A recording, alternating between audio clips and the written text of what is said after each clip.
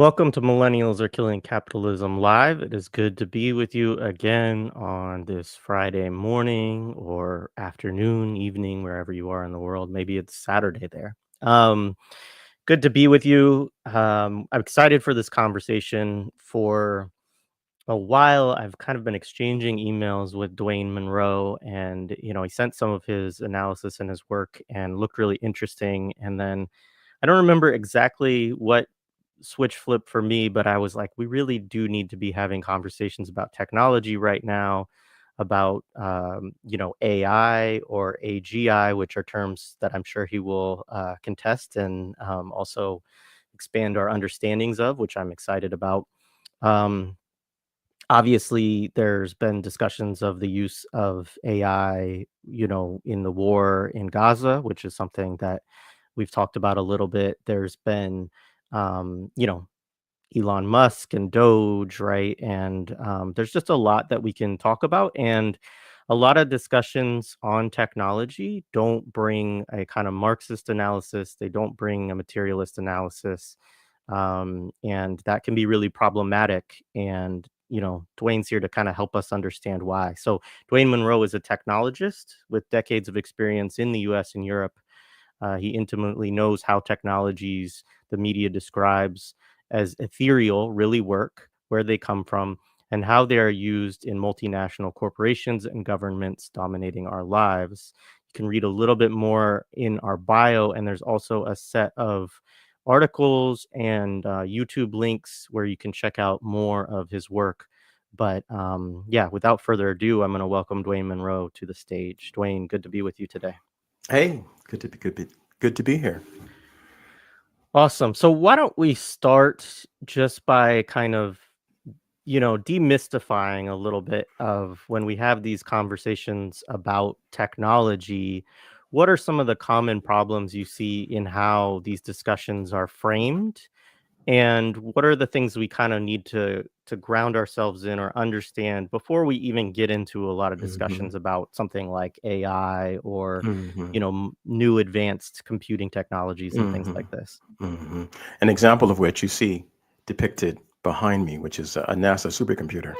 An example of the kind of things that classically have been done in the field, considered hyperscale, replaced by the um, the efforts of corporations. But let me answer your question by telling a very brief story. So a number of years ago, I was watching a left, or I suppose now I would say left-ish, YouTube channel, and at one point in the conversation on this channel, one of the hosts said that, well, before long, robots or AI will be driving trucks, and therefore we, the left, this host was saying, need to build into our analysis what the labor theory of value, for example, means in a world in which machines are driving vehicles and doing logistics. And it occurred to me that that was just entirely wrong.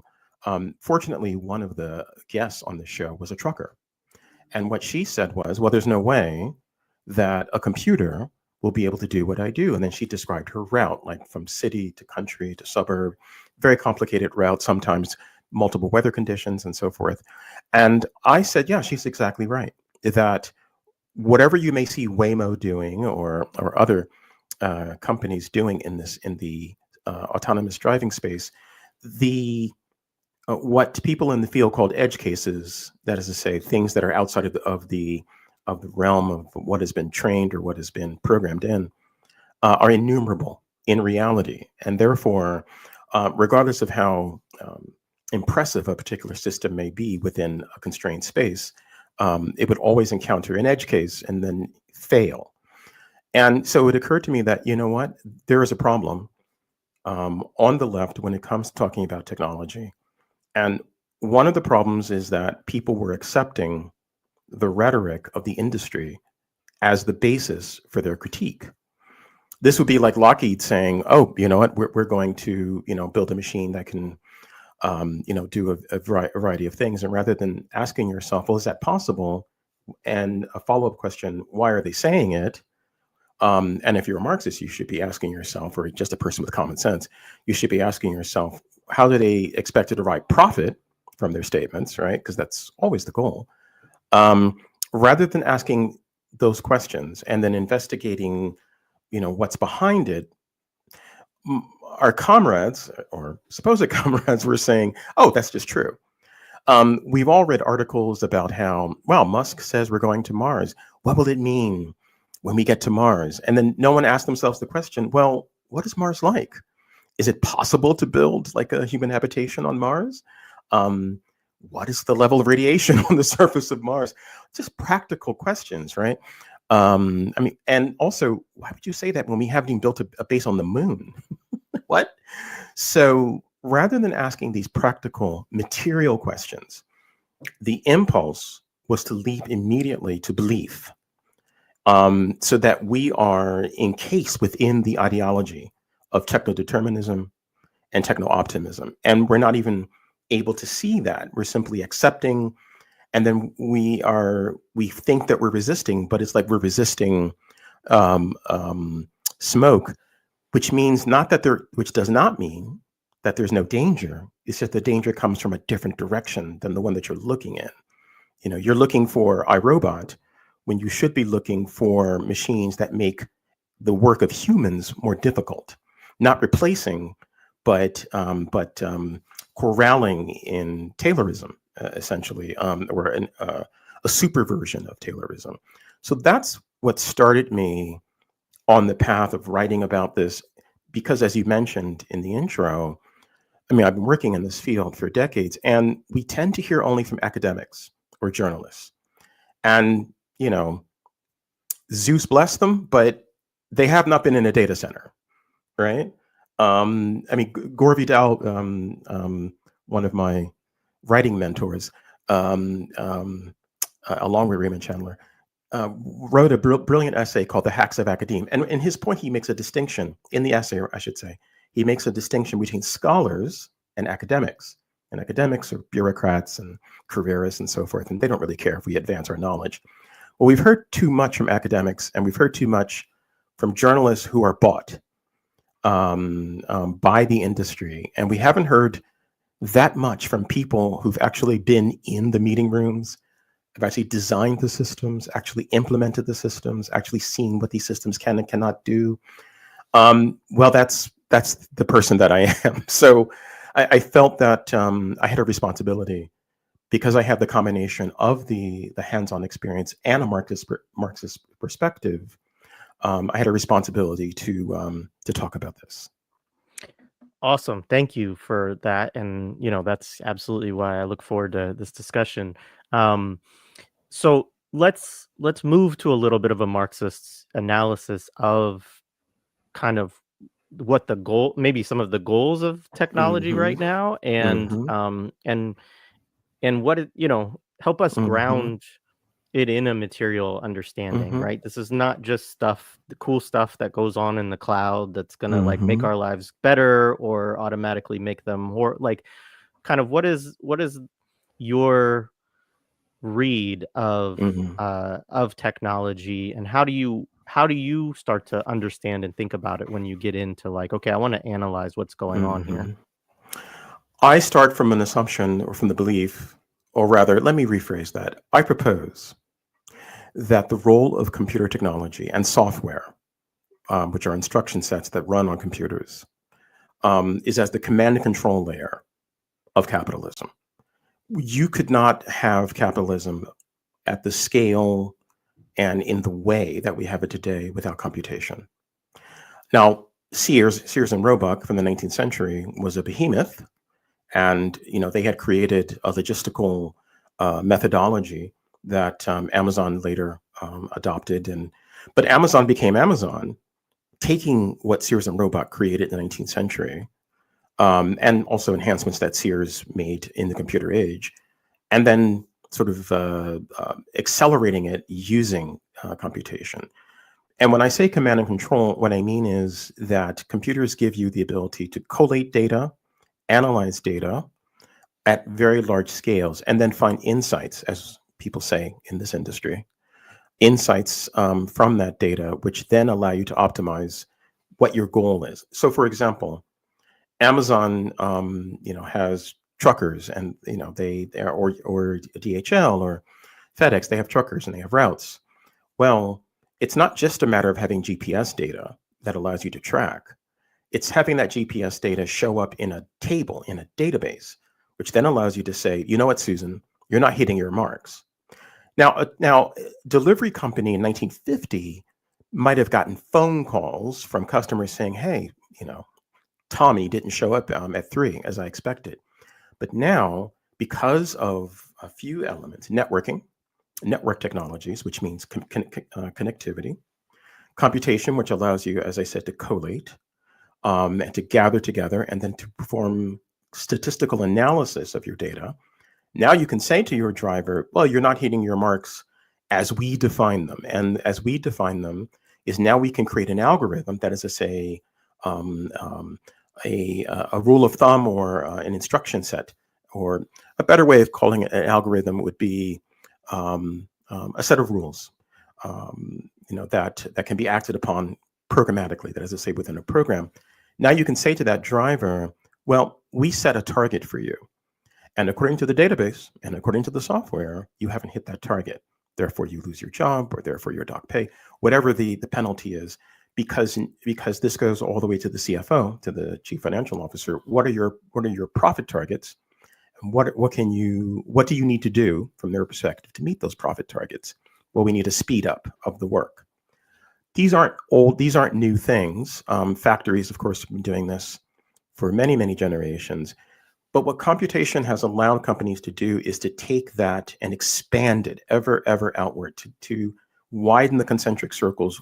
What was once only possible within the factory can now be applied to almost anyone, because you have a means of gathering the data, analyzing it, and then making decisions based upon that.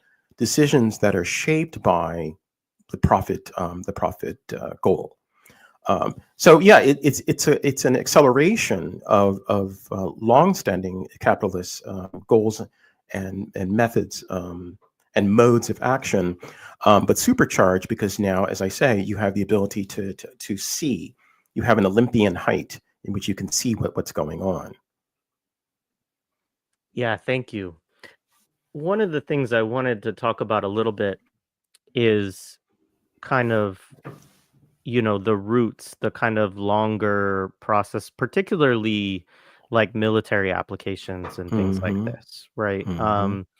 That, folks, whether they're from the CIA or whether they were in the US military or, really, it probably goes a little further back than this, but in the Vietnam War in particular, Yes. you started to see the development of, okay, we need some ways to um, compile and wield a lot of data and to try to make some Yes. decisions based on this. And then Robert you also, McNamara, as I'm sure you know, was a very big proponent of this.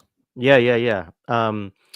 Actually, yeah, I mean, we had a conversation with Alex Avina a couple weeks ago, and he talked about how McNamara, after Vietnam, came back to this fort. I forget the name of it, but it's near the border I think in Arizona area, Mm-hmm.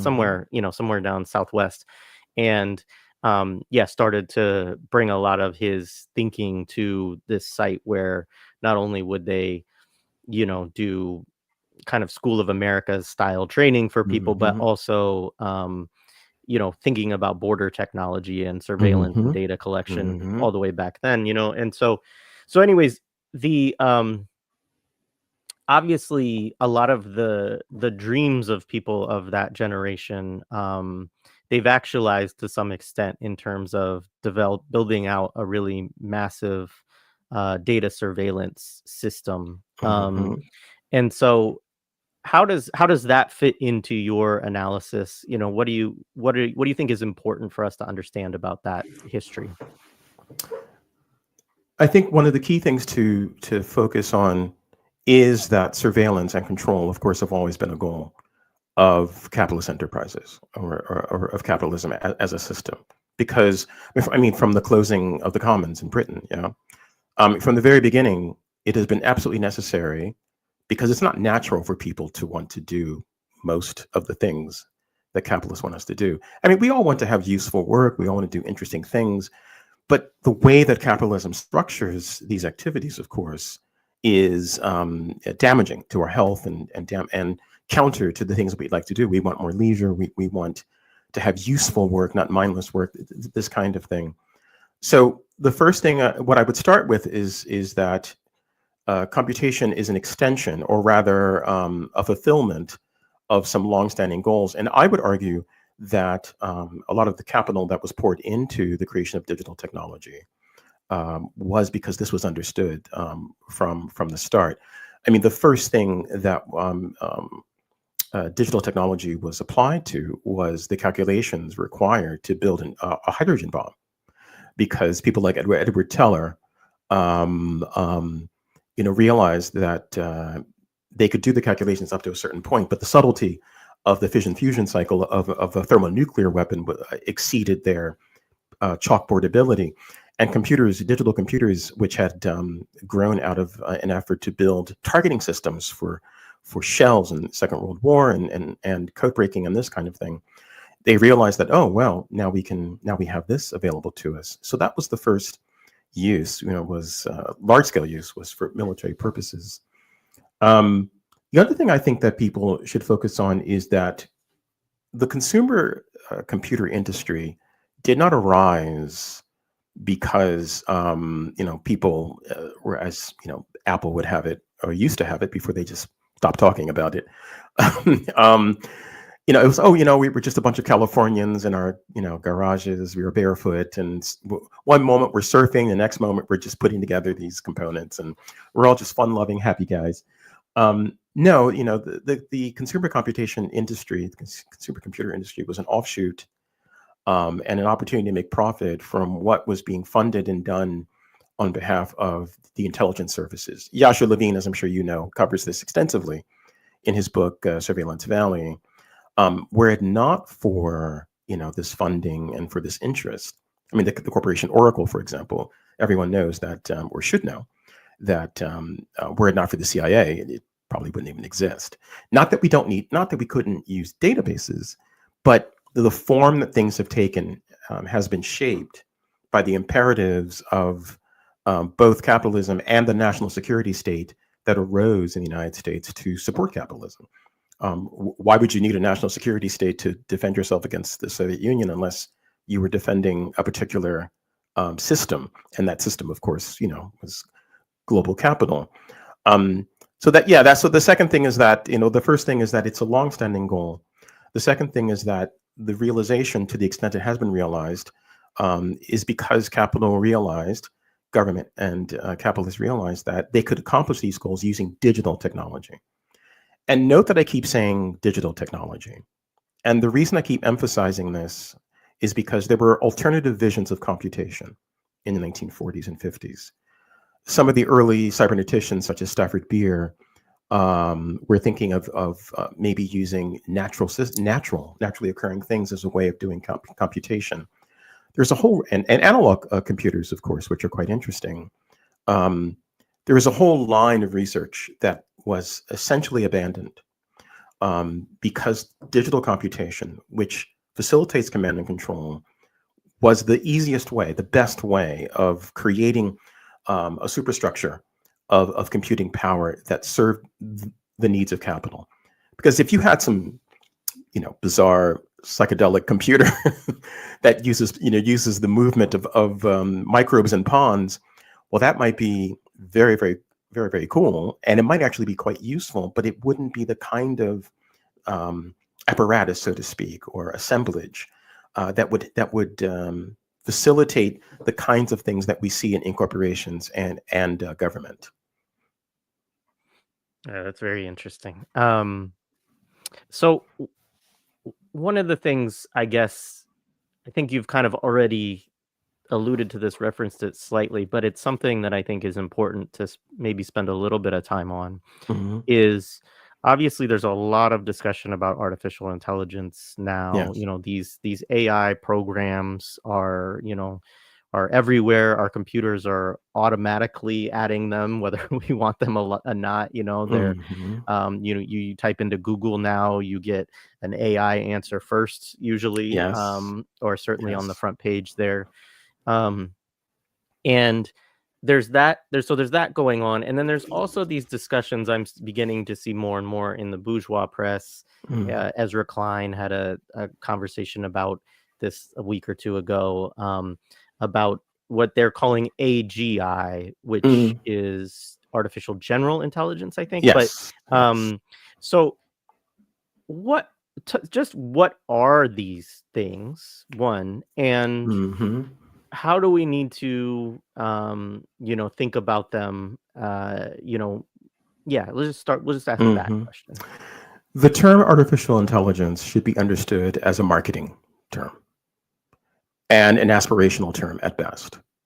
It was coined, if a memory serves, by computer scientist Joseph McCarthy.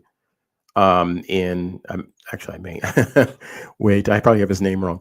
I can look it up. But in 1956, at a conference that occurred at Dartmouth, and what he said at that conference was, "What is our goal?" Because by the mid to late 1950s, with digital computers, you began to see scientists and engineers began to see the possibility of creating systems that could do useful work. Um, Not simply be dedicated systems for example, doing the calculations for H bombs or very specialized things, but producing more useful effects. And because there seemed to be kind of an affinity between the information processing of digital computers and, of course, what we do when we think, at least conceptually, there seemed to be an affinity. The scientist at the Dartmouth conference said, "Well, our goal eventually, long term, is to build a thinking machine. That would be the most useful kind of machine, one that could actually respond to our questions and think alongside us, be a partner to human beings." Now, that was the goal. That was the stated goal. But it also was understood by many of them, being relatively savvy as how things work, that it also was a good way to get funding. Um, because if you said that, our goal is to create like a thinking machine, well, that is such an outsized task, particularly since we don't even understand how we think. So I don't know how you would build something that would be like us if you don't even know how we do what we do. Cognitive science is an ongoing area of study and investigation, and we are very, very far from understanding ourselves. But it was a very good way of acquiring government funds. In my youth, in the 1990s, 1980s, um, there were things such as the Japanese Fifth Generation Project, and there were various kinds of large scale projects into which millions, if not billions, were poured. Because the original vision of advanced computation, of this kind of computation, was that it would be a government project. In fact, there are various science fiction novels and movies of the 1950s and 60s, 70s, into the 80s. One of my favorites is Colossus, the Fortune Project, which some people may be familiar with. The vision was that there would be a government project that would then produce a thinking machine. Um, Corporations were barely in anybody's thought, because the thought was, well, it would take so much money, so much time, and so much effort. So AI is a marketing term, and a term that describes something that they're aspiring to. Now, in real life parlance, or actually in actual usage, the term AI has been applied because it has mimetic value. It attracts money. It has been applied to things that are just machine learning, which is you can think of machine learning as a methodology in which software can respond to data and can adjust its behavior based on data. For example, a fraud detection system that builds a table of where you've used your credit card, and then you're in Detroit, but someone's trying to use your card in Paris, and the system has a record, and it well, I won't say knows, but the logic of the system is such that, well, Jared could not do a point of sale purchase in two locations at the same time. Like, this is one of the rule sets. And so the Parisian transaction is denied, because you already did something in Detroit like a moment ago. Machine learning makes that possible, and that's just a classic enactment of statistics using software. But now, because AI has mimetic and funding value, people will call that AI. Siri, something like Siri or Amazon's Alexa, in which audio can then be broken down into patterns, and pattern matching really is a key thing to keep in mind. Audio can be broken down into patterns, and therefore, the systems have the ability to respond to audio inputs that have been analyzed as patterns. Siri, tell me the time. Well, if you just record that, anyone who does audio knows that you see the waveforms. That waveform can be digitized, and then you can create a program that can respond to that. Siri, tell me the time, and then create a rule set that says, well, when the time is asked for, when that particular pattern is found, do a search for time. Right? These are the kinds of things you can do. But it's called AI because, again, AI has mimetic and funding value right now. It's a way of obscuring the actual systems that are functioning. And I would argue that it's also a way to obscure culpability. So, for example, if a hospital is using a so-called AI system to determine how long you stay in the hospital, and the system is used, to determine that you should, even regardless of what your need is, that you should be removed from the hospital within 2 days, the hospital can then say, well, the AI said it. And this is important to understand because what companies and governments are now trying to do by promoting the idea that these systems are thinking is they're trying to shift blame because they could say, well, there's like a thinking machine that's making these decisions and it's infallible. There was a case with Apple a few years ago in which they created their credit card, and the credit card began denying people, some of whom were rich. And there's a fellow, I think in Belgium, I forget his name, but he made a big stink about it on Twitter, X, whatever. And it became quite famous because, because Apple's response to his complaint that why was my wife, his public complaint, and he was within tech circles a famous guy, why was my wife, who's worth millions, why was she denied an Apple credit card? And Apple's response, quite foolishly, was, well, the AI said, that she was a credit risk. And that kind of blew the lid off of it because it was because you could see that Apple was trying to, whoever actually made that response was very foolish because they didn't understand the class position of the person complaining and the public nature of the complaint, but they were using their standard complaint, which was, the AI told us.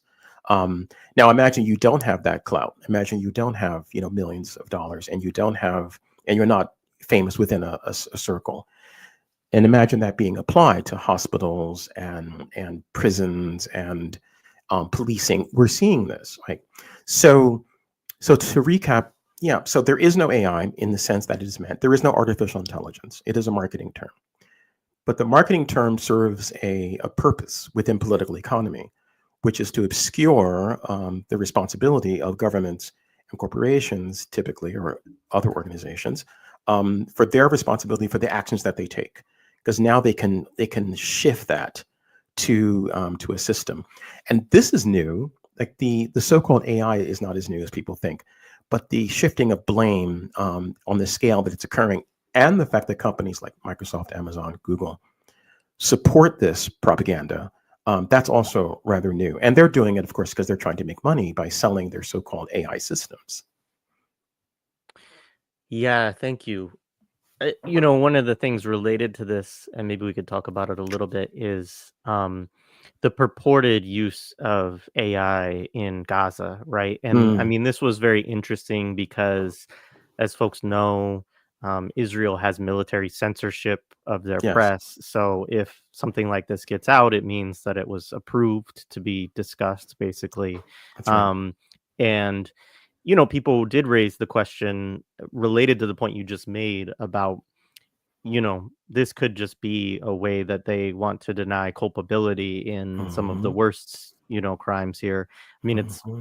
it's questionable whether they even care about that. But That's right. what you've written about this a little bit in it with respect to Gaza as well. So maybe tell us a little bit of your thinking around that story.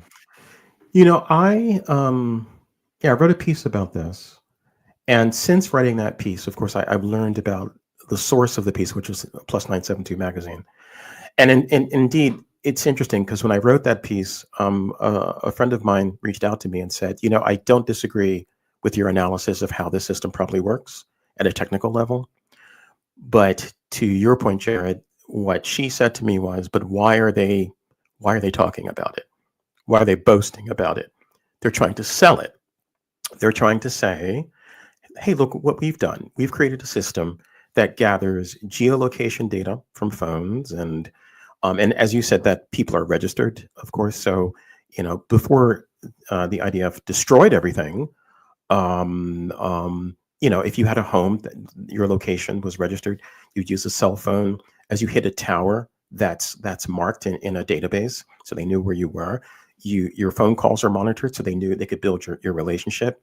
Mind you, not unlike the way Facebook can find you. People are often astounded, like, oh, how did Facebook know that this person was my long lost high school buddy? Well, there's tags of and ways of behind the scenes making those connections based upon the tagging of data. Um, yeah, so when the IDF announced, or when Plus 972, no doubt with IDF approval, announced that, hey, we've created this, I think it's the Hapsora system that they were talking about, because it's easy to confuse that with Haspara, but I think it is Haspara actually, because it's a form of misdirection.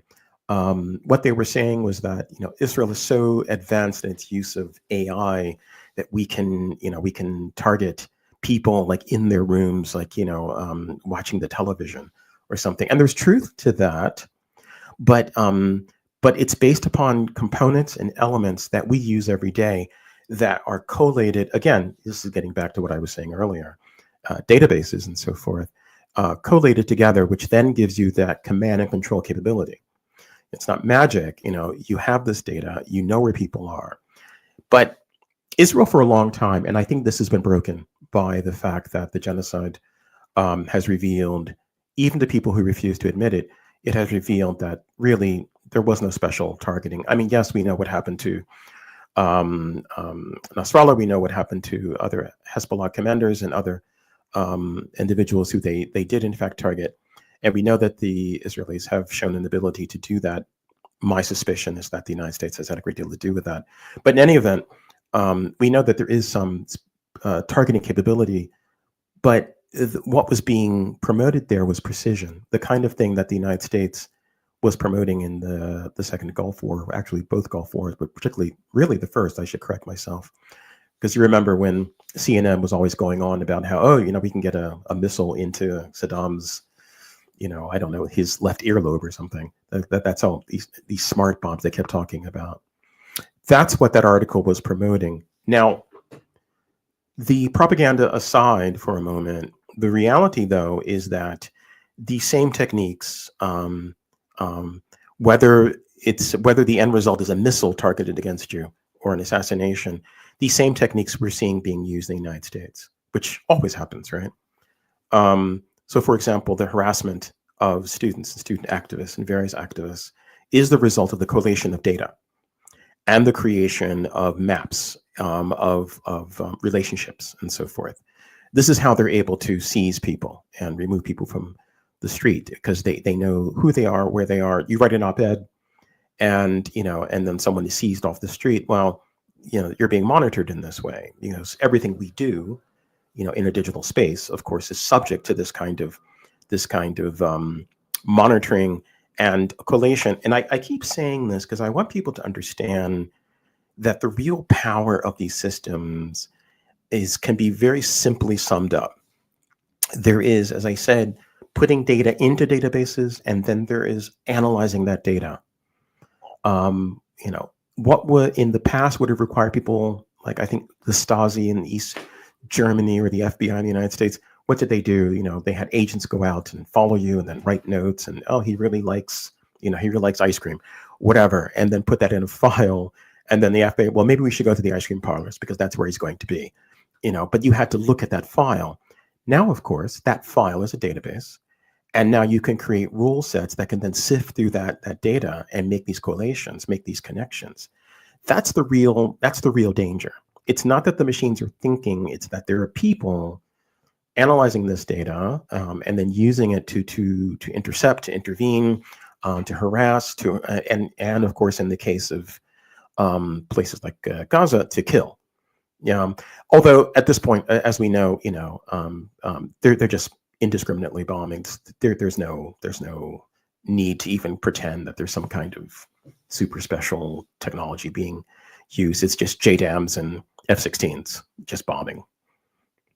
Yeah, no, absolutely. Very much appreciated. Got some questions from the chat, so we'll get to Mm-hmm. those in a little bit here. Mm-hmm. Um, so I want to talk a little bit on the other end of it because obviously we are sold a lot of these things, or in some cases not even sold. It's like It's pushed. it's like if you buy a cell phone, like you're gonna have these That's right. things like suddenly like Yeah. either it's an iPhone and it has all this Apple stuff on it, or Yeah. it's an Android phone, it has all these Google stuff that and it's just come on that way. You want to start up your phone, you have to jump in your Google password, and it pulls all of these things in. It's got all Or your apps and all of that. an example that people who use Microsoft 365 and Google's suite know that if you open a document, what is the first thing you see? Oh, would you like me to write this document for you? Like, well, no, I Right. can write. But why? So And that gets us back to why. But to your question. yeah. So obviously people are encouraged to Yes. see these things as tools that will make their lives easier. Mm-hmm. Um, and we know that that's not the reason that they're being, given Mm-hmm. to us all, is to make our lives easier. But Mm-hmm. this is, and maybe this gets a little bit to how we think about, again, getting back to the analysis of this within capitalism, as well as Mm-hmm. obviously within surveillance and so on, command and control, as you say. Um, is more and more you're getting to this place where people have what gets close to what they call a smart house, or a Mm-hmm. smart home, right? Of just like every appliance, every vehicle, so on, that there are more apps in these things. There's more Mm-hmm. kind of of this computational and analytical ability Mm-hmm. within this. They talk to each other, quote Mm-hmm. unquote. And so on that side of thinking about household devices and applications, Mm-hmm. how should we think about these things? As surveillance devices. I mean, that's really how you. I mean, I had an Alexa for a minute years ago, because it was nice to say, I like to listen to McCoy Tyner, for example. So I come home from work and say, hey, hey Alexa, play me some McCoy Tyner. That's cute. That's clever. But I let my guard down because, of course, it wasn't too long, um, until after Alexa was released that then we were getting reports of Amazon gathering conversations. And then they use the gathering of these conversations, for sales purposes, potential sales purpose, and monitoring. And there's also a connection between that consumer product, these consumer products, the so-called smart cameras, the devices that allow you to speak to your home and this sort of thing, and other surveillance technologies. Like earlier, we were talking about Amazon monitoring their truck drivers, for example. I believe I read an article, not because I try to gather as many of these as I can, and also there have been projects that I have witnessed in corporations in which they try to enact some of these things. Um, but a project in which you could determine whether or not the driver was unhappy or happy. Now, based upon their tone, this is very crude. These are promoted as if they're Star Trek level technologies, but and by the way, even in Star Trek, at least originally, the idea was that the computer didn't think; it simply was very sophisticated. It's a better vision than what corporations promote. But in any event, the way that something like that is done is you have a company that says we've done an analysis of everyone's vocal styles and we can tell when the person is happy or sad. So then we put that into our algorithm, and then when the person is talking, we can then determine if they're happy or sad, and then the company can say, hey, you're not happy enough.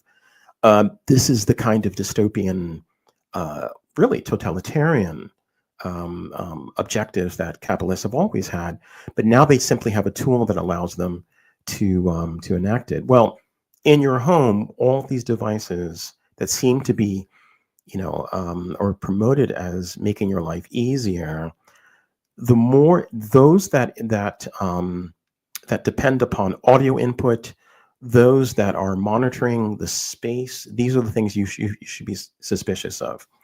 I'm not against. I'm a technologist, for God's sake. I'm not against someone saying, "Hey, here's a way to make a dishwasher, more energy efficient, wash your dishes better." That's engineering. That's what you should be doing. But if someone says, "You know what? I want the dishwasher to actually monitor be networked with the refrigerator, and the refrigerator to be networked with the toaster, and the toaster to be networked with the all the lights in the house." Not only is that a security nightmare, and many of these systems are like from a personal security point of view, a nightmare. It also creates a web of systems that can be used to monitor you. Now, some people might say, well, that's tinfoil hat territory, but I think that we should be past the point where we doubt that the state, any state, would be perfectly happy, to use these technologies to monitor citizens. Some of the, I think it was in Fahrenheit 451, Bradbury's novel, that the screen was like, well, maybe it was Orwell. I'm not a fan of Orwell for various reasons, but I think that one of the ideas of that crude novel of his was that the telescreen, not only you're watching it, but it's watching you. That's essentially what we're looking at. Yeah, no, thank you. It's funny you said that about the security nightmare. As I mentioned, I think I mentioned on one of the podcasts with Sina, we had our car stolen Oh, a week or so, well, about 2 weeks ago. mm-hmm. And as a newer car, it had all Yes. the fancy bells and whistles, right? And Mm-hmm. you know, basically it can, and I mean, I haven't studied how this is done, but basically it can be hacked essentially Yes. easily, Yes. and somebody can hop right into it and drive off. Yes. And one of the things I found so funny is it's like, this is a new, it was a 2024 car, like Mm-hmm. it has all the bells and whistles. Mm-hmm. And the thing about it is, our first question to Honda, it was a Honda, was, Mm-hmm. well, can't you tell us where it is? Mm-hmm. Like, you have, Mm-hmm. there's all kinds of computers in this thing. You're telling Yeah, us you that there's must no know. way for Yeah. you to, you know, they're like, no, we have no ability to do that, and the insurance, and it was fascinating to me because I was like, here's this thing, and it is sold that, the fact that it has, keyless entry and keyless Mm-hmm. start and these kinds of Mm-hmm. things, that these are actually make it more secure somehow or whatever. Mm-hmm. Um, and has, obviously a GPS system within it and all of Yes. this. Yet they're like, once it's stolen, it's like, oh, nobody can, no one can help you in any way Well, with and it. that's interesting, isn't It's it? kind of funny. Because it is, and there's two options there. Either A, they're lying, or B, because you always should consider that, or B, they're telling the truth, and the truth reveals the holes in the system. Because one of the things that people need to understand, and my God, the horror stories I could tell about large scale enterprise systems, including a not to digress too much, but a project I was on in which a system that had direct communication with a nuclear power plant was sitting under someone's desk. I mean, this is the kind of thing that happens in large scale systems. Everyone thinks it's like, in the movies, and everything's just very sharp and slick, and everyone's brilliant, and looking at screens and blah blah blah, and just being fantastic. But these are human enterprises, and so, and anything involving the human us is going to be messy and have holes in it. And so, however, if Honda was concerned about you keeping your payments on time, I guarantee you that they would have a methodology, and they may have, but because that wasn't the problem, you didn't have access to it, right? It was stolen, and oh, sorry, that's your problem. Right. Yeah, so it's entirely possible that either they don't have that data because it didn't occur to them, and there may still be some privacy, regulations that prevent that, or they just don't want to share because it's Yep. not their Yep. concern as long as the bill's paid. Yeah, just fascinating, when you think about again, I guess part of what's interesting to the story is that you're sold all of these Yes, features on the car as that's like, right.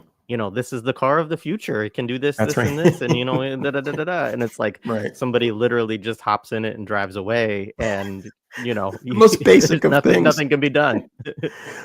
But you also, you're touching on something that I've seen as well, which is that, and something that also I don't think many of our fellow lefties are thinking about, which is that as the ambitions of these entities grows, and as they push more and more technology of this sort that requires networking, large scale computation, and so on, the more brittle, the more brittle the systems become, because complexity adds brittleness. And so things that should be simple break. One of the things that I always ask, like in my work life, when someone presents something like in architecture, and my first question is always, what's the failure mode? How does it fail? Because that's what I want to know. Okay, it sounds really great, but how does it fail? Because all systems fail. And the best people in my industry are the people who say, yes, it's going to, who rather than saying, no, no, no, it'll never fail, say, yes, of course it's going to fail. So here's the redundancy, or here's the method, here's the way that we make it fail gracefully. Here's how you can intervene. The capitalism at this point is building a massive house of cards. And one of the things that I think that I also want people to understand is that so-called cloud and AI, which is the handmaiden of cloud, so to speak, these things are based upon really long supply chains, really long manufacturing chains.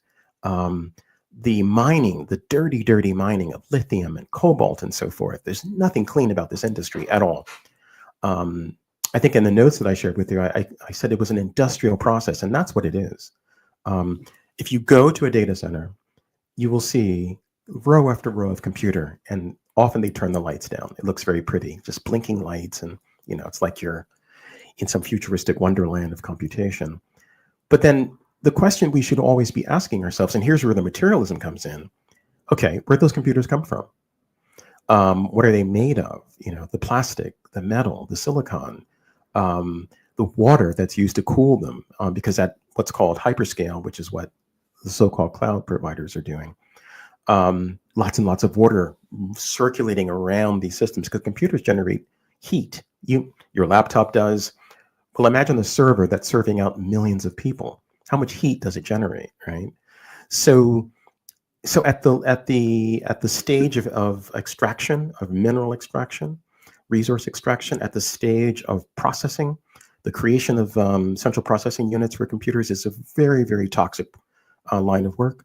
At the stage of assembly, the stage of shipping, the stage of putting them together into systems platforms within data centers, which are warehouses for computers and associated equipment. There's nothing glamorous at all about any of this. And this is the thing that I think that Marxists should be focusing on, is the long supply chain, the long value chain of computation. One of the reasons why I object to Yanis Varoufakis's techno-feudalism thesis is that he talks about the effect, but he doesn't talk about what's actually powering it. And feudalism was based upon control of land. Well, land, if a feudal lord had access to many, many acres of land, the land wasn't going anywhere. But data centers are fragile, So if the basis of Facebook's power is data centers, which it is, well, then if the data centers fall apart, which I propose that they will at some point because it'll be unsustainable, then the power of Facebook goes away. I mean, or mutates, and things often don't go away. They take new forms, but it mutates or it retracts or they find a different way. And techno-feudalism is based upon the idea that they can just expand forever, and of course they can't. They can't expand forever. Yeah, no, I think that's a very important point. Let's talk a little bit about one of the points that you raised here in our little sheet, which is that you said the tech industry is a product and a key part of the extractive structure of neocolonialism. Could you Mm. just expand on what you mean by this? Were it not for colonization, we could not have computation on a scale that we see. Because if, for example, various nations in Africa had the agency to refuse, this mining, or to control it, for their own purposes, and to charge fair prices, and to take into account ecological concerns, we could absolutely have computation, of course, but we couldn't have it on this scale. And scale is what is required for them to have, for these corporations to have the socio-political or socio-technical impact that they're having. You could not have a Google Cloud were it not for colonialism. You could not have Facebook, or maybe modify that slightly. Not on, as I say, not on the scale that you have it, and not in the form that you have it, in which their entire business model, the basis of their power, is the ability to consume an endless amount of computational power. So, for example, Meta, Facebook, put out a paper a couple of years ago about a model, machine learning, or a large language model that they produced to rival ChatGPT. And they mentioned, if I recall correctly, that they use something like 65,000 game processing units. And gamers will know what this is, but it's just a more computationally powerful form of processor that's used in computers. 65,000. But one of the most interesting things about this paper was that they talked about the failure rate. So they had to replace tens of thousands of these processing units in order to keep the machinery of this large language model, this giant chatbot to rival ChatGPT, OpenAI, Microsoft's product. To keep that going, they had people, of course, in a data center constantly monitoring and replacing failed processing units. That depends upon access to this long supply chain that the people at the source have barely any control over. How could you consume tens of thousands of things and simply discard them? And that's something else. Where does that waste to go, right? How could you do that unless you could do so with impunity? You might still want to build something, but you would do so differently if you had to deal fairly and on an equal basis with the source. And so places like Sudan, and other, places in Africa that are a source. One of the reasons why the West, the United States specifically, and the West generally, resents and fears China is that they have control over their raw materials. You notice that one of the things that Beijing did in response to Trump's tariffs was say, well, guess what? You no longer have access to rare earths. And these rare earths are absolutely essential for advanced computation. And the military, of course, depends upon that for all of the so-called smart things that they produce. And so the fact that China could say no, but various, say the Congo or various places cannot say no. And this has applied for a long time. And a precedent for this is uranium. Like people celebrate France's nuclear power program, but what they don't understand is the uranium supply chain. And Jared, that's why I keep emphasizing this, because once you look at the materiality of the thing that you're trying to analyze, then you get new insights and you think about it differently. Like, can I celebrate nuclear power as a solution to climate change if I don't also talk about the dependence of one of the most successful nuclear programs on Earth, that of France, on a colonial arrangement? That is to say that, yes, you could probably still, if you're a person who advocates for nuclear power generation, part of your advocacy would have to be for a changed relationship with the people who are on the lands that are being exploited, in order to make it easy for you to experiment and do these things. Yeah, that's very important, and it's something that folks who talk about, the developments with the alliance of Sahel states, Niger, Mali, and Yes. Burkina Faso talk about because um, I think it's Niger. I might be wrong, but one of those states in Hmm. particular has one of the largest, stocks of kind of uranium that is central Yes, to that French that's right. system. And notice what Beijing is doing. Beijing is focusing on thorium production, which may or may not be successful. I mean, there's been some reports of success. Thorium is very even is distributed across the globe. It's more easily accessible, and you don't, and it's right there in China. So they wouldn't have to depend upon those um, those chains necessarily. Whereas the West has a um, uh, um, stubborn, how would I put, allegiance to, or they're in love with the idea of being a colonial power. it's Yeah. it's like built into the. You had a conversation, I think, with a gentleman who wrote about the Crusades, and that those ideas pertain, and I think that ideologically is one of the things that the entire industry depends upon. And so the question, and one of the reasons why I think people like Musk would say things like, "Well, we can coup whoever we want."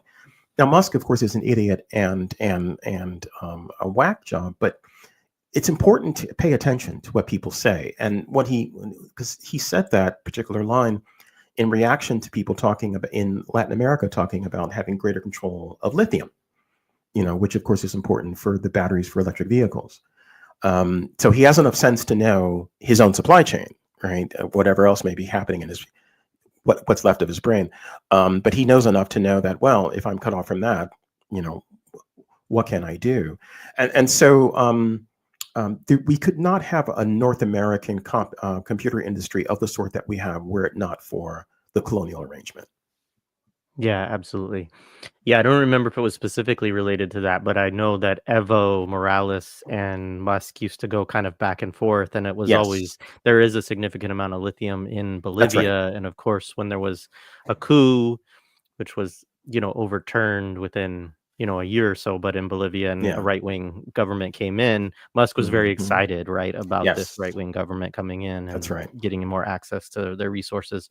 That's right. Um, so there was something else that I wanted to get to related to that. Oh, I know what it was. So you've also written about and talked about Lenin and Mm. imperialism with respect to thinking about I guess we could call multinational tech Hmm. corporations and so on.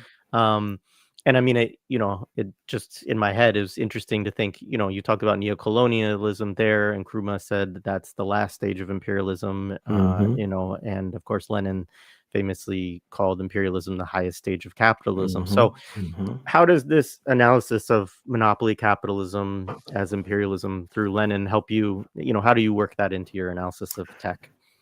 I focus on Microsoft because that's the corporation whose behaviors I know best, and also because Microsoft, I think, understands the corporate environment best. And I don't mean this as a compliment. I mean this as a commentary on why I think that following Microsoft is just as you would follow Lockheed if you want to understand the so-called defense industry. Um, and Microsoft is infamous, has been infamous for decades for its efforts to create an absolute monopoly. Um, you know, uh, the efforts that it made to destroy other browsers decades ago, my God, in the 1990s, I believe, maybe 1980s, but certainly the 90s. Its efforts to destroy other operating systems until the corporation adopted a program, what they called Embrace and Extend. And the Embrace was like with Linux, for example. No, no, we're not against Linux. We love Linux, but now let's see what we can do to incorporate the popularity of Linux into our profit model.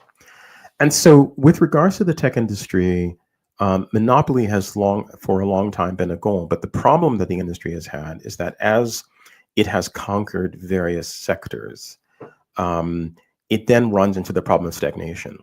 And stagnation, not in the sense that, money is not being made, but in the sense that, as we know, capitalism demands growth.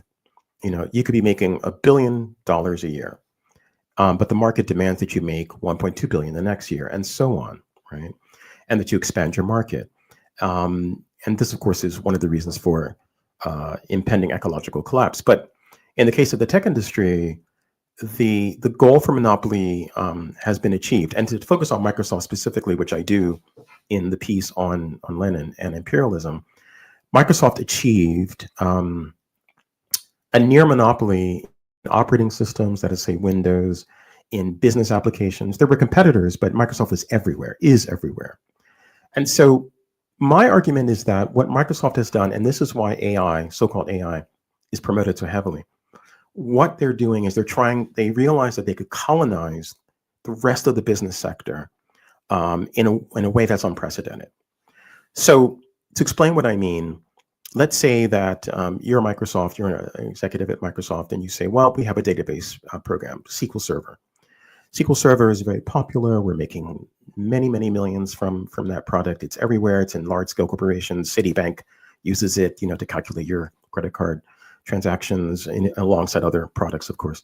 But so we're doing good, but we need to grow. How do we grow? Well, we grow by saying, now we have AI. And what this allows us to do is to have another product that we can sell, but it also gives us the ability to own the market in a new way, because if companies are dependent upon us for their entire business flow, not simply are we the tool maker that they use, but then we become we being Microsoft, become an integral part of the business flow. And in a way, we own the business flow.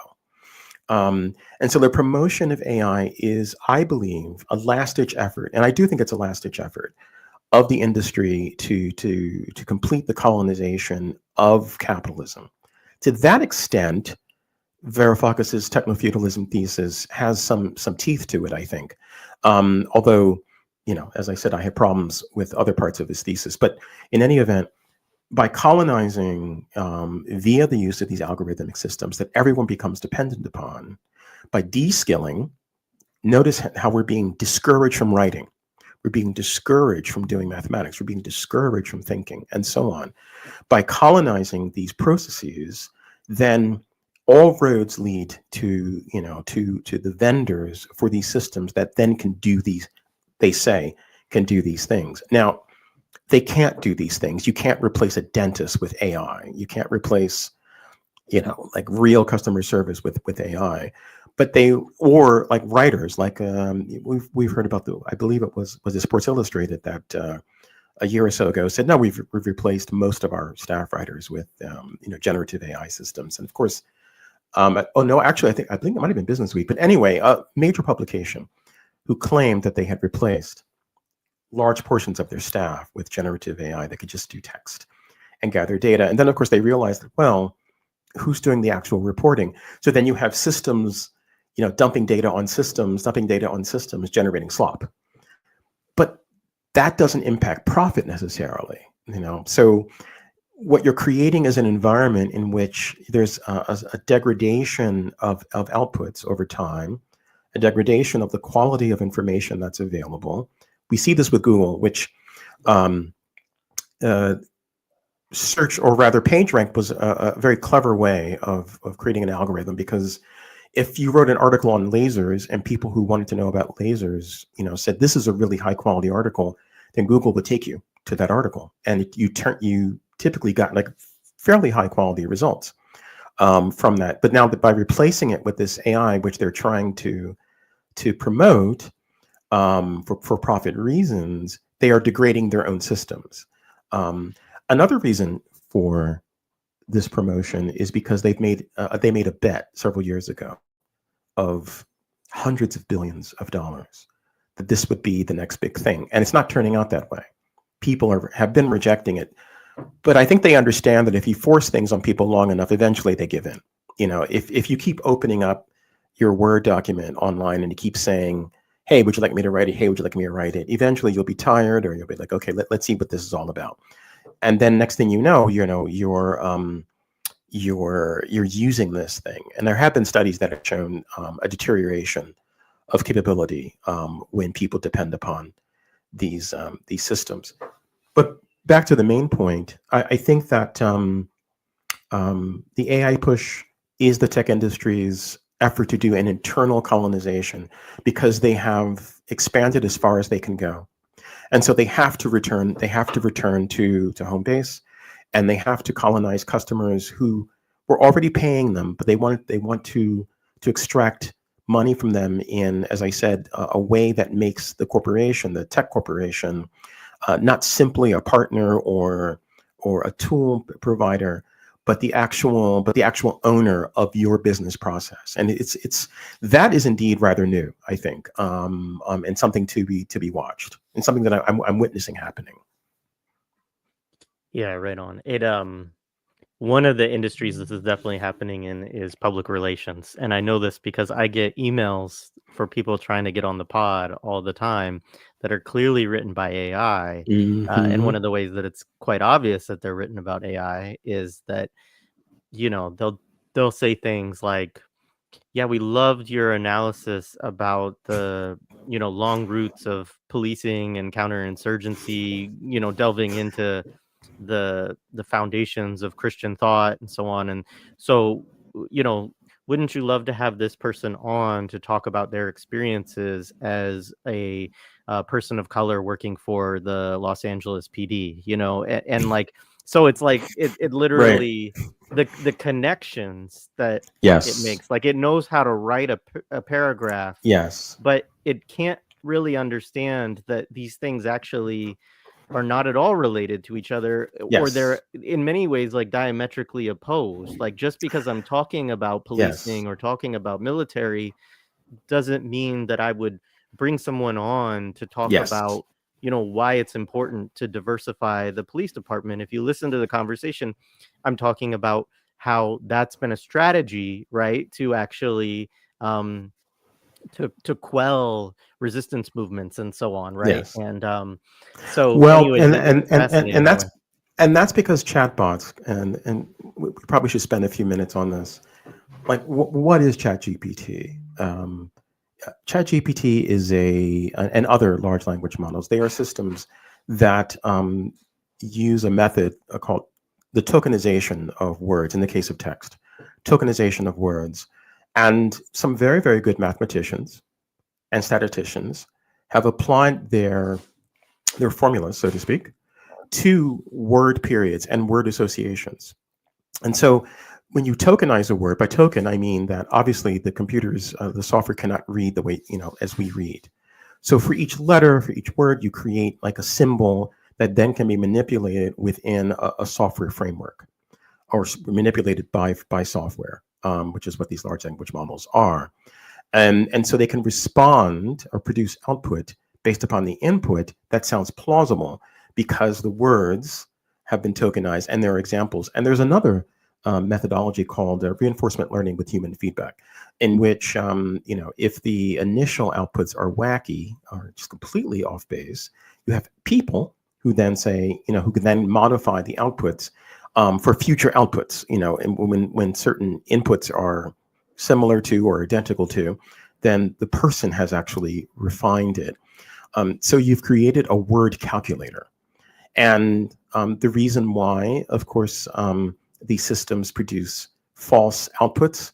What was it? There was an infamous case of people being told that drinking bleach was great or something like that. Or maybe that was just Trump. But people being told that doing something that's quite dangerous was not, because the software has no context. Similar to a navigational software that will do something really silly because it doesn't drive, it doesn't know what's going on. It's simply, there's an algorithm that simply says, here's these 2 points, and here are the directions in which you can travel, and I have there is an optimizer that allows you to do that. So that's why when people use these things to generate, it can make some associations because of the word choices and word order. However, it doesn't know anything. There's no knowledge. There's no context, and so it just spews out something that starts off sounding really plausible, and then it just goes awry. They call it, in the industry, they call it hallucinations, but that's the wrong term, because there's no mind to hallucinate. Yeah, I appreciate you, you know, the way that you frame, because it is, I think, really important to understand that so much of this is marketing. I mean, I Yes. think that I remember like an NPR, like sometimes I listen to this stuff just to hear how the types of conversations that are going on. Hmm. But there was an NPR segment I remember a couple of years ago where they were talking about, somebody who was blowing the whistle about an AI product developing sentience, basically, like that they Mm. that Yes, I and remember that I was like, guy. and it was like, why, and I'm not saying that, I'm not trying to, I don't know that person. I don't know what he thought or didn't think. But why is this being sort of covered in the way that Yes. it is? Like, why are we getting this story as a big story that, Yes. And and that's because the industry has successfully also colonized journalism. As we know from the coverage of Gaza, even in these less impactful, less immediately deadly matters, such as covering the tech industry, they're just completely just bought. And not it's not just a matter of being bought. We also live in a world in which we have an ideological bent. Because in the U.S., of course, the belief, and in the West generally, there's this belief in technology always improving, and a science fiction vision of what these things can do, right? And there's no one like me, for example, to say, what, hold on. And even people who are supposed to be covering it, like a Kara Swisher, for example, who's become infamous for just being, I guess, closely tied to Musk, and now she's against him, whatever.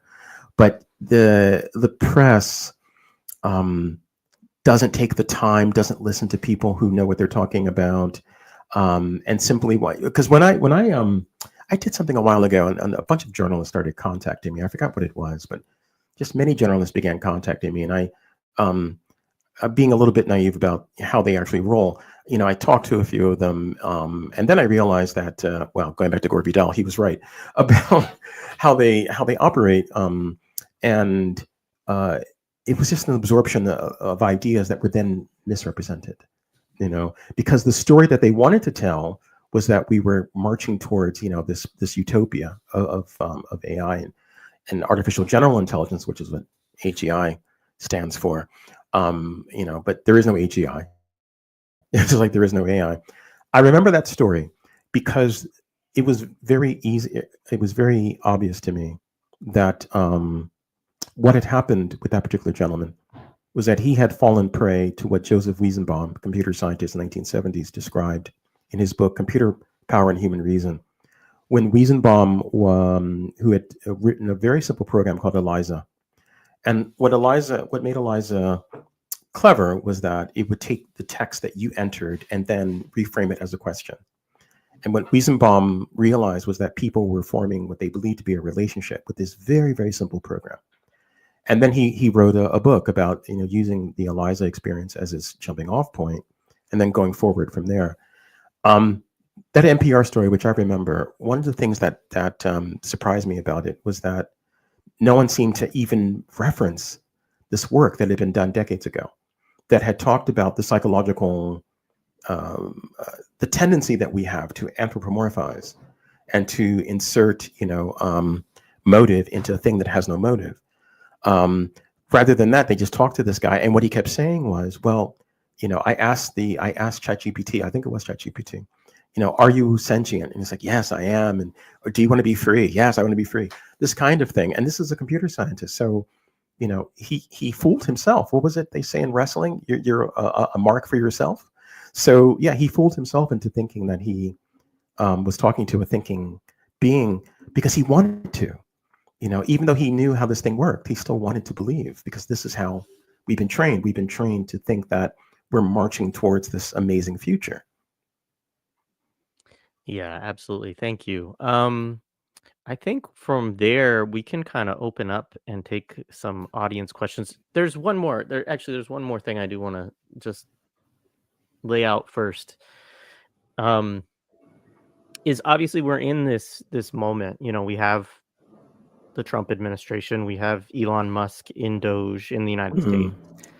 Mhm. And you're seeing a few different trends that I think are interesting and important for us to sort of think about, and try to figure out how do we analyze these, how do we Mhm. position ourselves in relation to these things that are going on.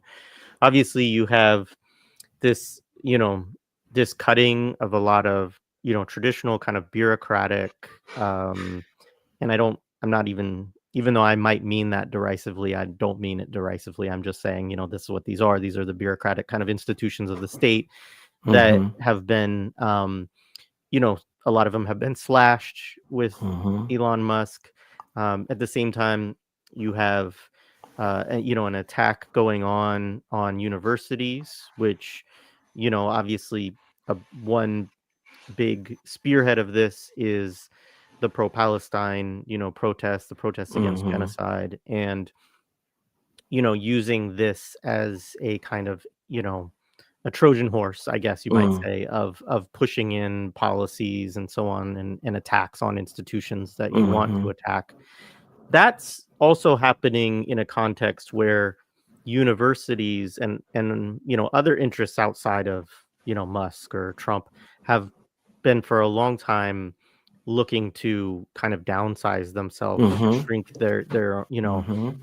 limit the areas of intellectual inquiry and so on, and Mhm. that's been going on for a long time. And I want to be clear, like, university administrators and boards are just as interested in doing that in a lot of That's right. instances as Mhm. the government is. That's right. um and the so you have that going on, and then the another important component I think of this, and I see these things as related. Maybe they're not all related, but they're important trends that I think are going on. Is when you think about something like the defunding or shrinking of something like USAID, Mhm. and traditionally this is an institution, sure, it provides things for people, which is the part that people Mhm. often get hung up on, but it's an institution that's been a component of US Mhm. global soft power, counterinsurgency, and so on. And they talk about it as such, so that's not me being conspiratorial. That's right. um, and part of where my mind goes when I start to see these different things going on is, what is the wager that's being placed? Like, many people would say, well, having USID is actually a benefit to the United States Mhm. as a global power. Mhm. So what do they think they can replace it with? Is I part of, am. Yeah, I yeah. And think so that AI, right? You're thinking that they think they can replace it with artificial systems, with systems, I should maybe, say. but I think it's sort of, my question is like, is the wager that tech fills in kind of the gaps of human capacity for these things, I think right? that is the That, bet. Yeah, I think yeah, that is the bet, and it's a bad bet. But the United States that we grew up in is an anomaly. If you know the U.S., if everyone who knows U.S. history knows that the natural level of the U.S. is kind of like a chaotic, yokel, kind of Yahoo-ish. I mean, it didn't really begin, becoming an imperial power until the invasion of the Philippines, and then of course movement in Hawaii and so forth. But as we know, it was the Second World War that compelled the creation of the national security state superstructure. The One of my hobbies, well, hobbies, wrong word. One of the things I like to do from time to time is just watch these 1950s atomic tests films. And what fascinates me about these films is the level of confidence that these films convey. Just confidence in technical ability. And I'm not valorizing or celebrating this era. What I'm saying is that you can learn about the cultural moment, the mood of a polity, or at least at the elite level, from looking at these kinds of official films. And so technocratic like competence is the thing that they were promoting at this time, right? And these were classified films, shown to only internal audiences in the Air Force and the Pentagon and so forth, and then declassified decades later. I think that the United States is at a stage in its development in which that has been lost. And so, what the tech industry has done behind closed doors and actually in front of us is promote the idea that, yes, the nation is indeed falling apart, but that's okay because we have this magic machinery, and that magic machinery will drive the trucks, and it will, you go to McDonald's and you won't even need to worry about Gen Z doing it because now robots will do it.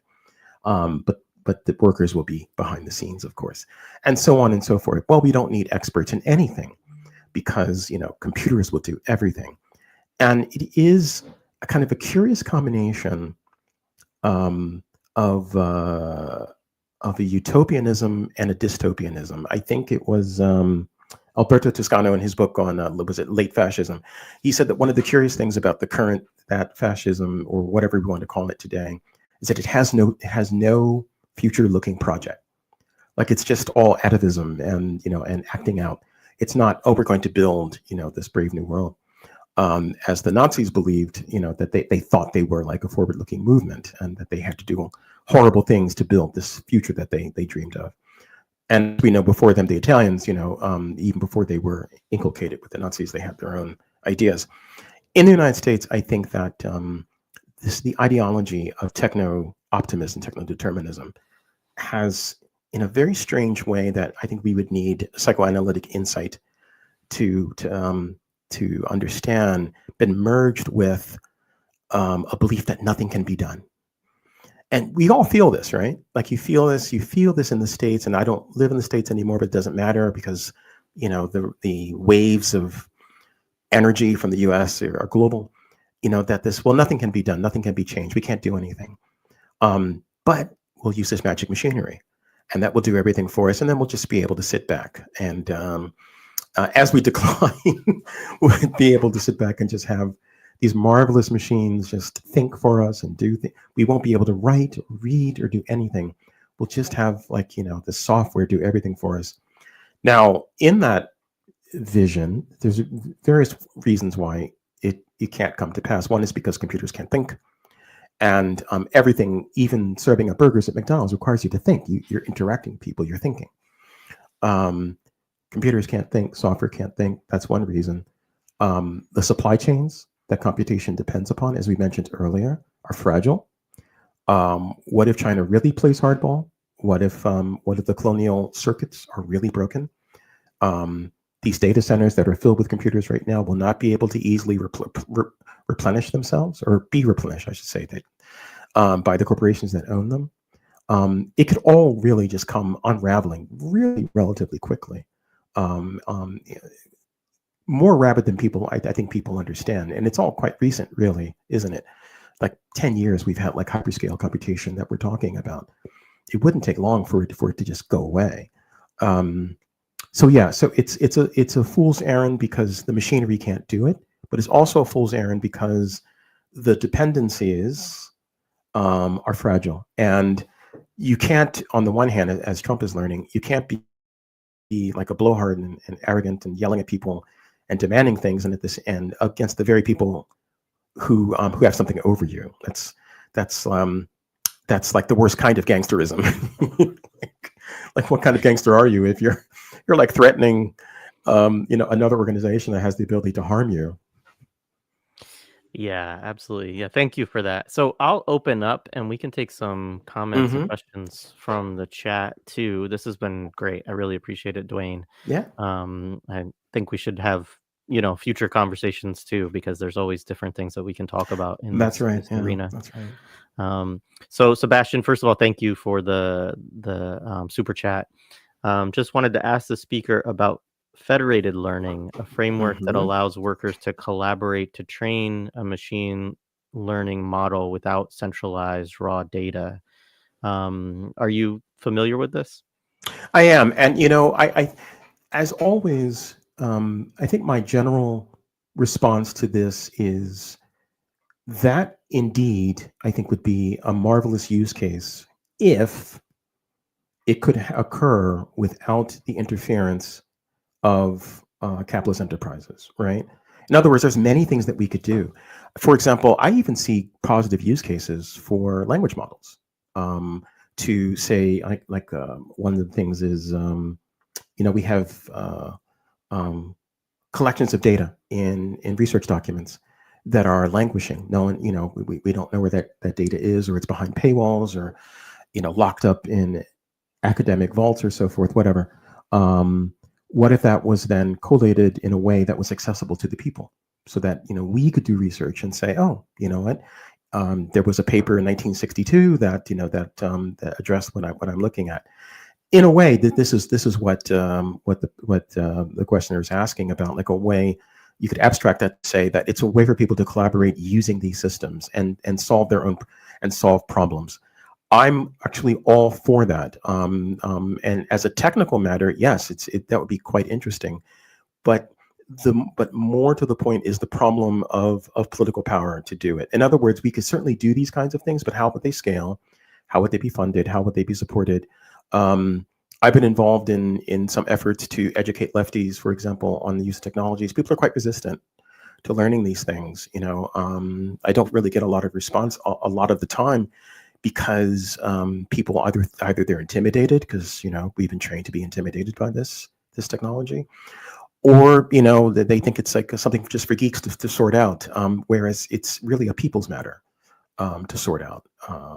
So the short answer is yes.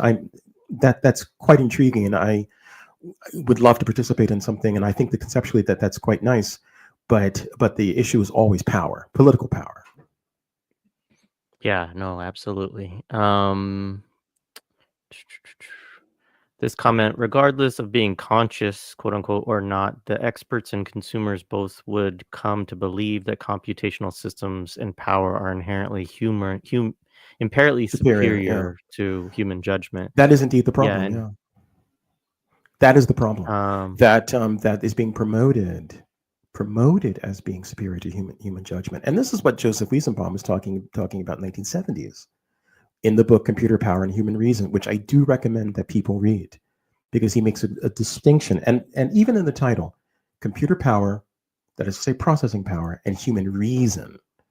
And Wiesenbaum was saying, yeah, we reason, but machines process, and this is what we need to understand. However, the fact that it's being promoted as reasoning is a propaganda project, and it's an anti-worker project.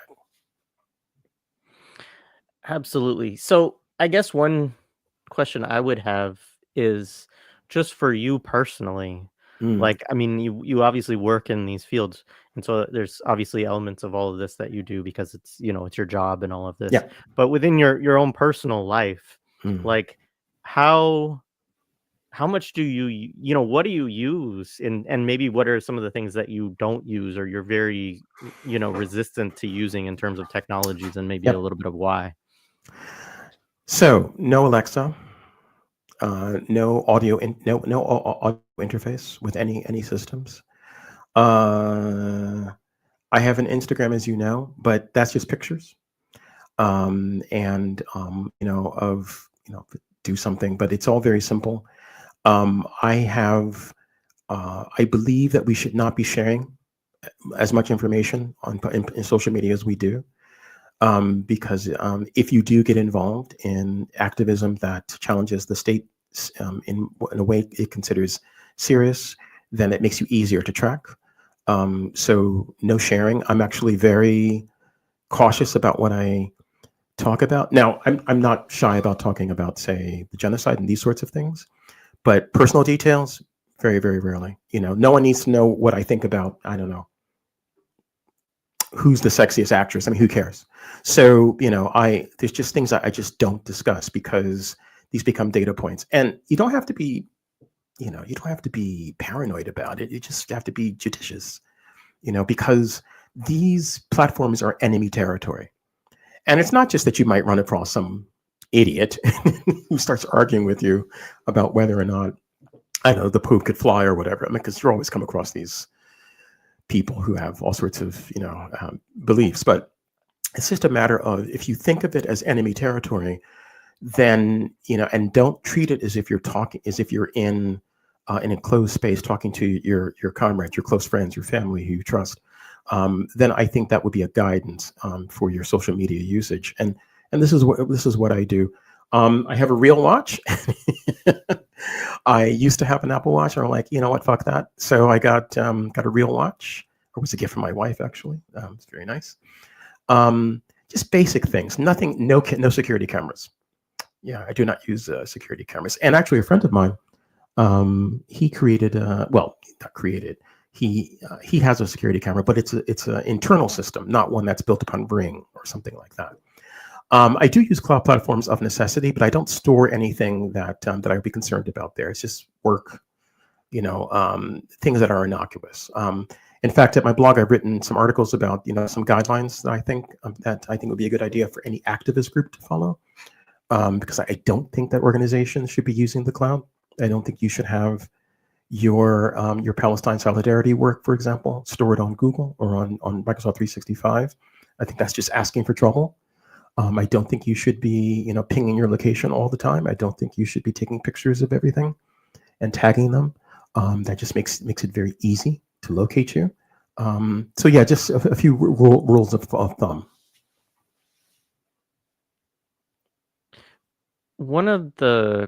Another comment you had was about the U.S. grid being under strain because of data centers, and somebody also raised a comment. I really don't see a way forward for current AI, given the environmental impact. Even data centers are controlled by the proletariat, is tremendously destructive. So, Yes. yeah, maybe talk a little bit about this element of things. So the way to address that, let's just imagine for a moment. Let's dream for a moment and imagine, a better future, but one in which we're using computation in a way that serves our interests rather than those of capitalists. The first thing that I would advocate for is a cancellation of obsolescence. And I'll give you an example. Years ago, consulting, I flew to Texas, and there was a chemical plant there. People who are familiar with Texas know that there's many large-scale chemical plants scattered in some pretty dry areas there. And I was sent there because the technical staff at this particular chemical plant was not using corporate standard stuff. So I was kind of sent as if I was a like a, I don't know, not a hitman, but more like what was it in the Catholic Church? Who's the group? The Jesuits. As if I was like a techie Jesuit coming to make sure that the faithful were obeying the Holy Writ. But what I discovered when I went there was that the team who were working there had created what's called a Beowulf cluster, which is a way of creating kind of like a petite supercomputer. And they did it using old computers that were just in a closet. They didn't order anything. They just used these old computers and they made a new use for them. Well, we could do the same. We could reuse existing computation. There's nothing that people who are familiar with older stuff like Pentiums and 486s, all that computation is still quite functional. It's just that we abandoned them because the software that we were compelled to use needed more processing power. And so we were, and also the hardware manufacturers working in tandem with the software manufacturers said, well, how do we keep the profit flowing? It's by telling people that things are obsolete. So we could build smaller scale, not even data centers, just like, data closets, what have you, that do not use power on the same scale. Because the reason why the data centers owned by the corporations use so much power is because they're churning out, they're being used to calculate, for example, the responses of ChatGPT, which takes millions of elements of computational elements to produce outputs for millions of people. Well, we would not be doing that.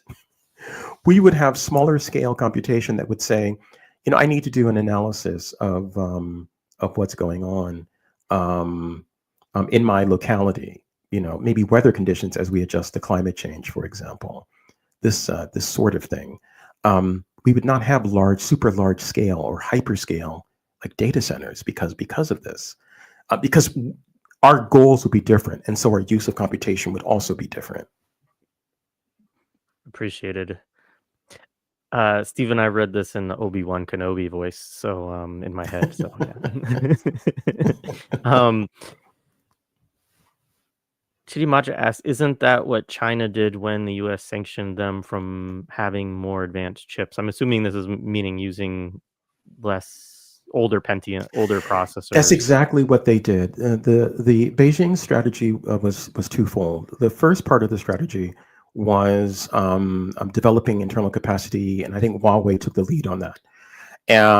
Or actually, no, the first part of the strategy was using older technology, because I think the question was, the Americans keep saying, well, you must have the most advanced. Well, for what? What are you doing with it? And the second part of the strategy was, well, if we do need to match the Americans, Huawei can take the lead in developing, the chips that can match what they do. But yes, refusing obsolescence was the first part of Beijing strategy. Yeah, thank you. This was in response earlier to the discussion about my car. Yep. But yes, John Deere Yes. turns off tractors Exactly remotely. right. Farmers are late on their payments. That's exactly right.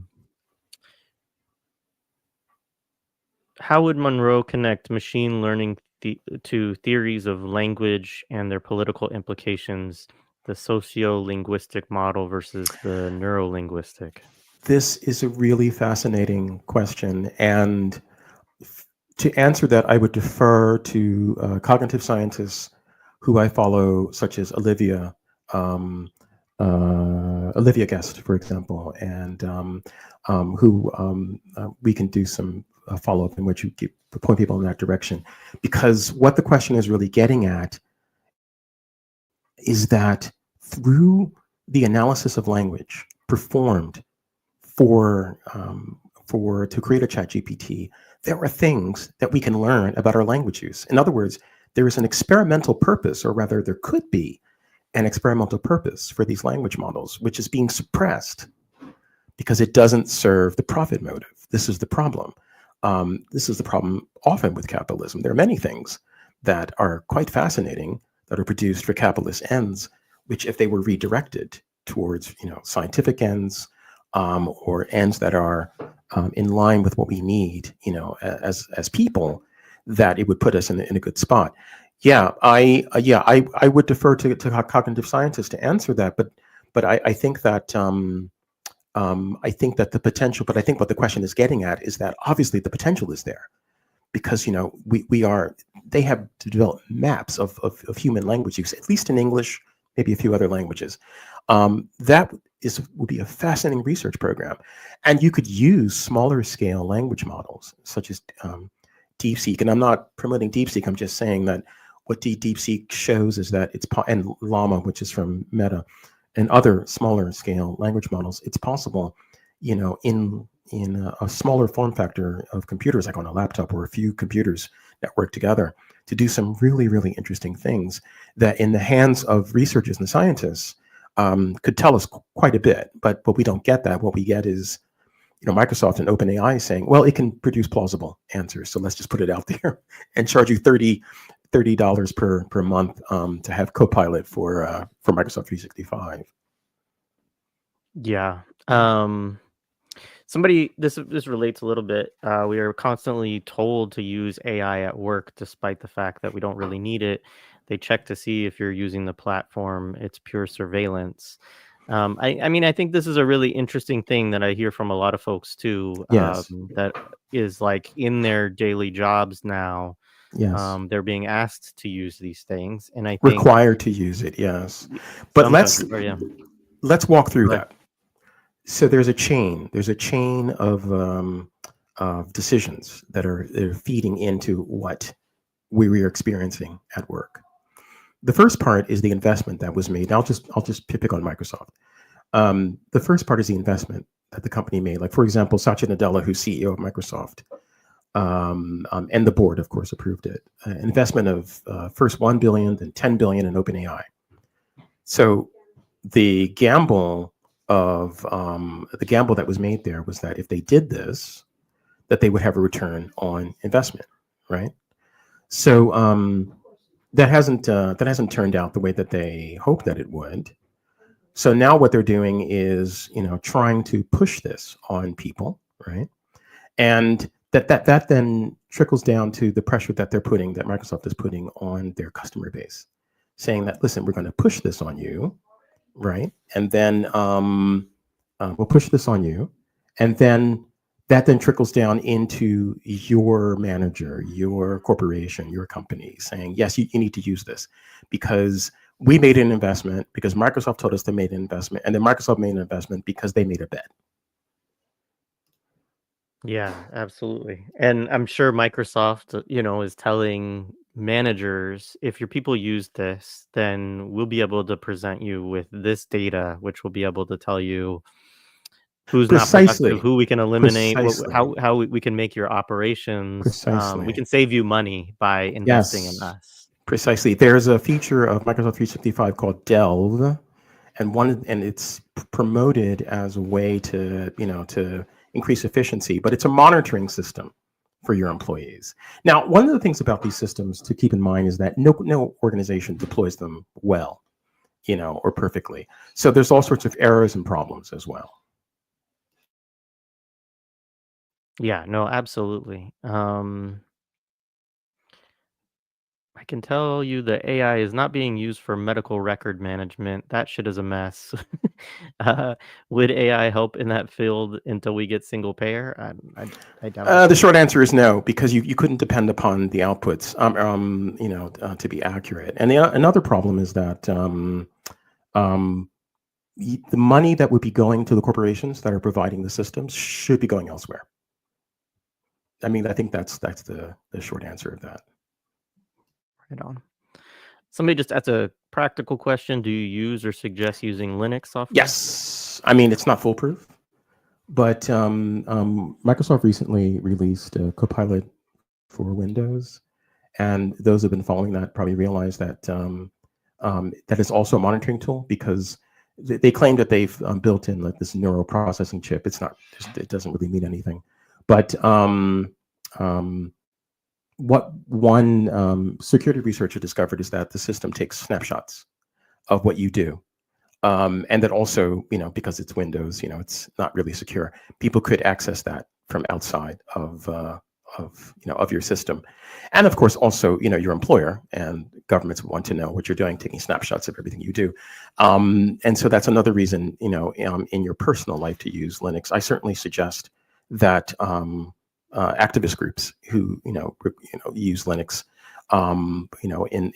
in their work, and follow best practices. Debian is a build that I tend to favor as being secure.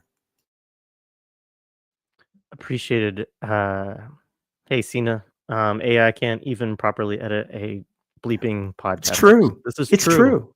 It's true. I mean, like sometimes, like what was it I use? I was using a platform for editing some audio that I do, and said, "Oh, would you like to use the AI edit?" And I didn't want to, but I clicked the wrong click, and it eliminated me. It's like, what? Yeah, I mean there are certain things it can do that can be helpful, but like for instance, if you use it to eliminate your ahs and ums and things like that, from an audio podcast episode, it will mess that up terribly, and Exactly. mess up take those sounds sometimes out of words that include those That's sounds and precisely all right. kinds of things Yeah. like that. Yeah. All right. Monroe mentioned earlier computational research that was based on natural systems like microbes rather than purely digital. Curious to learn more about this. Anything more you can share or places you can point So people? you know what? I'm actually running a reading group for a book called The Cybernetic Brain that came out a few years ago. And that book details the work of the early British cyberneticians. And one of the research programs from a researcher named Stafford Beer was the use of the research into the use of the movement of microbes within a body of water, a naturally occurring body of water, to see if that could be used as the substrate for computation. Some people were even talking about the movement of leaves, various things. And the idea was that there's a periodicity within natural processes that if we could adapt ourselves to understanding them, that we could also not change them, but learn how to use them to do certain types of nonlinear calculations. So the cybernetic brain is a book that I certainly suggest that reviews those lost research programs in great detail. Awesome. And for folks that are looking, so is monroelab.com, is that where you're referencing a lot of like your, I know we have a couple of links in the chat and a couple of them are from that your site. So for yeah, folks who that's are where familiar with it. I fairly routinely write about the industry and do an analysis of things that that come up, and other related matters having to do with the tech industry. Yep, that is correct. Yep. So that's where you go. And I have done writing in some other places, like as you mentioned, or as mentioned in the show notes, The Nation and Logic magazine. But for the things that I put out fairly routinely, that's where to go. Right on. I just appreciated this. This is similar to the Tron. This was early on in our conversation, albeit fictitious. The main point is that the master control wanted to control any open source software. Tron was a cybersecurity program in the movie. Yes, and it was a good story. I mean, I'm old enough to remember when the first Tron came out and going to see it with my friends, and that was as a person who was entering. Well, I wasn't quite actually working, quote unquote, professionally at that time, but yeah, that theme was something that we certainly picked up on. Right on. All right. Are there let's see if there's any other points that we wanted to touch on. Is there anything else you can think of that we didn't really delve into that we wanted to No, get to? I think that as we depart, or as I depart, I think that the things that I want people to take away from the conversation is that when you are exposed to talk about AI and people try to intimidate you, which AI bros will do this online in your real life. People who do know what they're talking about and are partisans of this technology, people who don't know what they're talking about and just are prattling on, always take the conversation back to the data center. Always take the conversation back to the supply chain, because the software is just the tip of the spear. But behind all that is all these things, and you will find that the people who are constantly promoting and being blowhards and yelling, they don't know anything about that. And that's where things really are happening. That's what any person who purports to be a Marxist, purports to be a materialist, or really just has any common sense, that's where your focus should be, on the technology, on where the technology really lives, because that's the basis of the industries. That's the material basis, I should say. Obviously, there's political and capital basis, but that's the material basis of the industry's power, is the concentration of computation in data centers, which then depends upon, as we talked about earlier, colonialism, labor, raw material extraction, and so on. Thank you. One piece that we didn't touch on with this that maybe is related to is just the idea of AI and theft. I'm thinking, especially within the art world, you've seen a lot of discussions of this. There's a series of programs out there that create art, and now that Instagram can do. I actually did it for this episode because I thought it would be funny, but like an AI background or whatever. So I don't know if you've thought about this element of it around the theft of Well, it workers. is theft, because were it not for what we have written as programs, what we've written as text, and essays and what have you, were it not for the movies that people have created, were it not for the photos that we have uploaded, none of this could exist. The industry wants to have you believe, well, at first they wanted to have you believe that machines were just creating things from out of thin air. I would just say, show me a puppy, and a generative AI system would just say, "Oh, here's a puppy." Well, where'd the puppy come from? Your photos. Now, of course, there's a library of false images, and what we're beginning to see is a degradation of outputs as in the public space, more and more artificial images are generated, but these systems continue to try to siphon via what's called application programming interface, or API, from systems. They continue to siphon, images, but now they're siphoning their own images and then creating new images, and so we're beginning to get, kind of a degradation of outputs as a result. But the basis is theft, and the industry is now acknowledging it. But what they're trying to do, in the case of OpenAI, for example, and I think in a recent legal filing in Britain, they're trying to say, well, it's okay. They're trying to basically break copyright law because they know that the jig is up as far as everyone knowing that it's theft. So now they're saying, well, copyright doesn't care, it doesn't matter, rather. And who cares, where the stuff came from? The most important thing is that we're building the future. But yes, we're not for theft. None of this would exist. Which is not to say that we couldn't use the methodology, the mathematics, the software to do interesting things. It's just that because the goal is profit, and because Microsoft, for example, that they're not a research. They have a research arm, but they're not a research organization. They're not in it, to learn anything about beyond what helps them to acquire profit. They're not going to do anything to along those lines, or pay people for what they're doing, right? Absolutely.